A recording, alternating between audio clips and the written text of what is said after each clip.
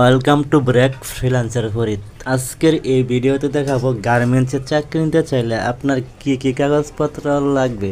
প্রথমে 1 নম্বরে লাগবে আপনার ন্যাশনাল আইডি কার্ড বা স্মার্ট কার্ড। তারপরে 2 নম্বরে লাগবে, যদি আপনার ন্যাশনাল আইডি কার্ড বা স্মার্ট কার্ড না থাকে তাহলে আপনার জন্ম নিবন্ধন লাগবে। তারপর 3 নম্বরে লাগবে আপনার সাম্প্রতিক সময়ে তোলা পাসপোর্ট সাইজের 2 থেকে 4 কপি ফটো। তারপর 4 নম্বরে লাগবে আপনার চারিত্রিক সনদপত্র বা চেয়ারম্যানের সার্টিফিকেট, অথবা পুরসভা হলে পুরসভার সার্টিফিকেট। তারপরে 5 নম্বরে লাগবে আপনার শিক্ষাগত যোগ্যতার সনদপত্র, যেরকম জেএসসি পাস, এসএসসি পাস অথবা এসএসসি পাস। এছাড়াও যদি আপনার কোনো কাজের দক্ষতার কোনো সার্টিফিকেট থাকে তাও দিতে পারেন। তারপরে 6 নম্বরে লাগবে আপনার রক্তের গ্রুপ। তারপরে 7 নম্বরে লাগবে আপনার নমিনি। আপনি যেখানে চাকরি করবেন সেখান থেকে যে বেতন পাবেন, যদি কোনো কারণে আপনি ওই টাকা তুলতে না পারেন তাহলে আপনার নমিনিকে ওই টাকা আপনার অ্যাকাউন্ট থেকে তুলতে পারবে। এই জন্য আপনাকে একটি নমিনি দিতে হবে।